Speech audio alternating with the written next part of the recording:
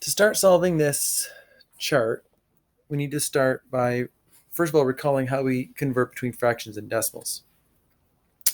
So if we start with the information we know that Jose Bautista hit 1/4 of all the home runs. To go from fractions to decimals, we divide the top by the bottom. So we're going to divide 1 by 4, and we're going to get 0.25. To get from decimals to percents, we're going to times by 100. Because percentages are out of 100. So we times our decimal by what we want our number to be out of. 0.25 times 100 is 25%.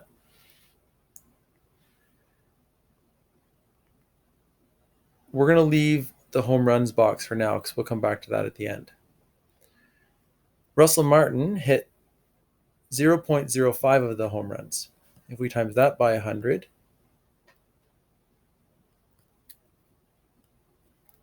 we see that he hit 5% of the home runs. Josh Donaldson hit 50% of the home runs. So we're going to work backwards.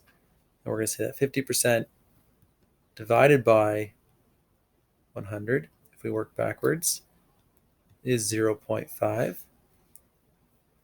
And we know that Troy Tulowitzki hit 16 home runs. Now, if we want to go from decimals to fractions, we kind of need to know our home runs first if we want to do it out of 80. Or we could just say, well, 5% is the same as saying 5 out of 100, which can be simplified to 1 out of 20.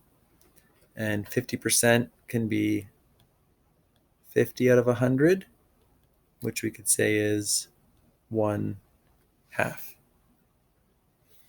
Troy Tulowitzki, we know how many home runs he hit. He hit 16. We also know the total number of home runs is 80. So we can say that he hit 16 home runs out of 80. And now if we do some math here, we see that 25% plus 5% plus 50% equals 80%, which means we have 20% left over. And 16 divided by 80 is 0.2 times 100 equals 20%.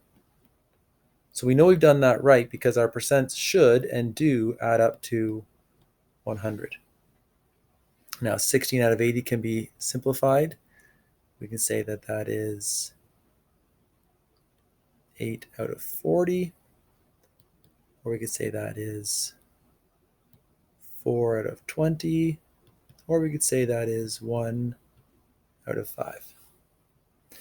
Now we need to find out the number of home runs each person hit. So let's start with Josh Donaldson because we know he hit 50%, which is 1/2, and 1/2 of 80 is 40 home runs. Jose Bautista hit 1/4 of the home runs, or 25%. We could look at 80 and say, well, 1/4 of 80 is 1/4, which means it's 20 home runs. Or we could say it's 0.25. Instead of timesing it by 100, like we did over here,